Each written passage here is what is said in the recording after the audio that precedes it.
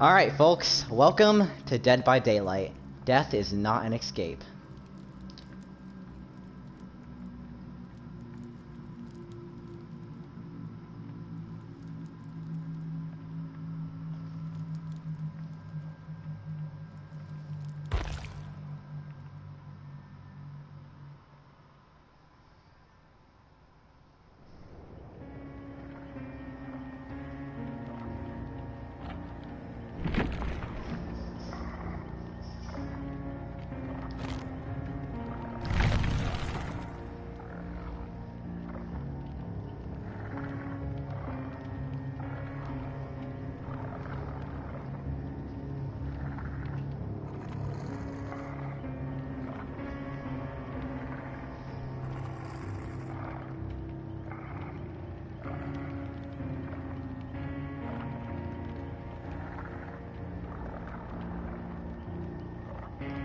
Alright, so survive with friends. It's just you can play with friends against an unknown killer. Just solo plays a survivor match with 3 randoms against a killer. Play as a killer against 4 randoms, and then there's private matches where you can just customize anything. You can have anything in the game. There's tutorials. You can play the standard tutorials, and then there's here. I mean, this mostly skip over this stuff, but the main goal is the survivors have to repair 5 generators, and then you can power up the exit gates and get out. The killer's goal is to hang them on hooks for them to be consumed, and then there's the endgame collapse. If the killer, well, I'm probably going over my head. Okay, killer, got it. Aiden, dude, don't bother. I'm not checking the live chat. Just text me. So yeah, the killers are actually all hideously deformed. Like the Trapper. The Wraith. Mine, the Hillbilly. The Nurse. The Hag. And the Doctor. There's lots that I don't have right now, but you can unlock them if you work hard enough. And there's actually a lot of lore to the game too, which is really nice because they put a lot of work into it. So there's the basic loadout system. You get your power, or for survivors this would be your item, like a flashlight or a toolbox, and you can add stuff onto it which increases the power. There's the perks, which basically they're just you can't lose them, and they're just, well, to help you. Like once the exit gates are powered, if there's a totem left on them, if there's a standard totem left on the map, so I move 2% faster, but I can down survivors in 1 hit instead of 2 hits.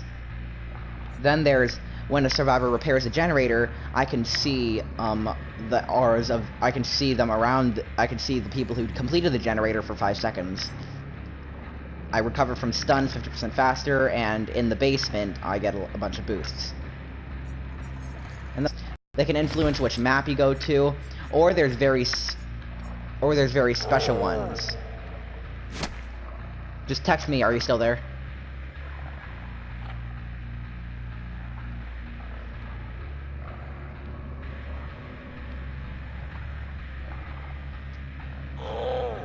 Aiden?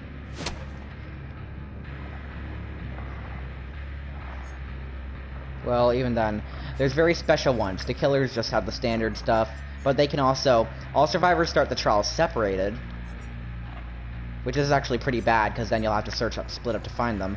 But here's the very special ones. The Mories. They allow you to kill survivors by yourself without having to hook them. You can either hook... The ones I have right now is you can kill the last one alive. I can kill one of them who's been hooked. But dude, the legendary one, the Ebony Memento Mori, you can kill any survivor that's been hooked. You can kill all 4 of them. And here's the leveling up system, the Blood Web. If you do good in a match and you get blood points, you can spend them in the Blood Web to keep unlocking stuff. When all of this is filled, then you level up and go to another Blood Web. Alright, I'm gonna get into a match now.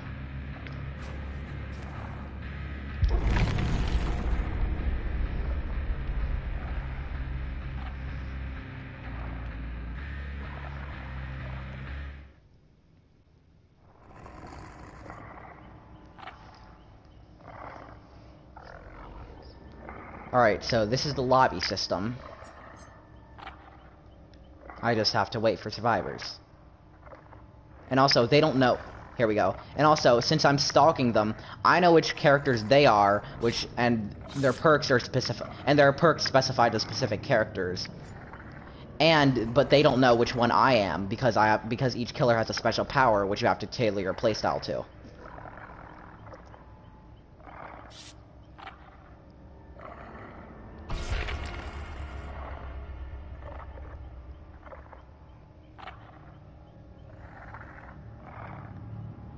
Also, warning, if you're not into like blood and gore stuff, just leave the stream because this one is actually pretty brutal.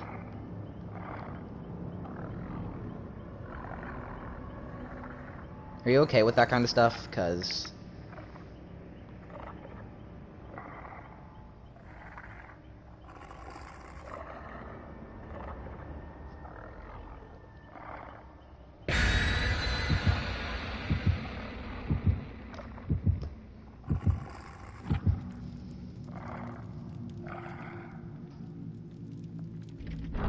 alright, here's the offering system, which it shows you which ones they have unless they're secret. And then the offerings are just instantly spent at the start of a trial.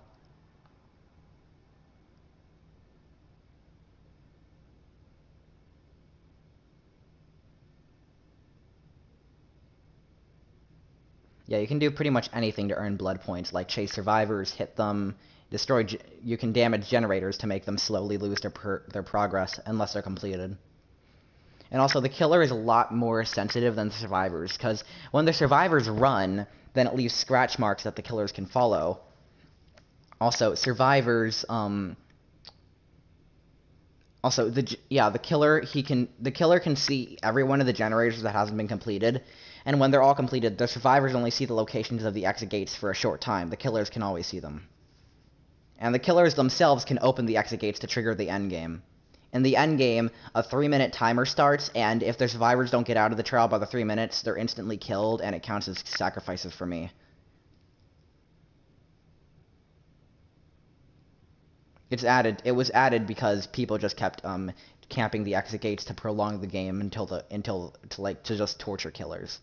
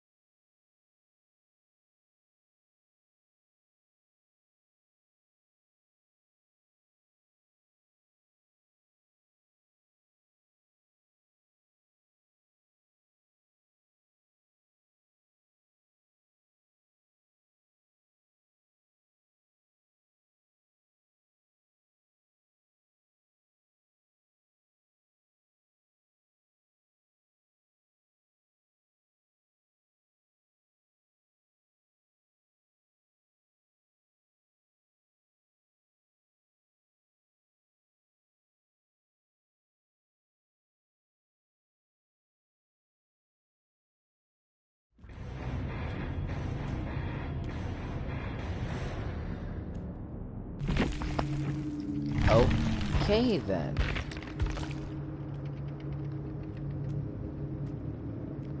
Apparently everybody disconnected.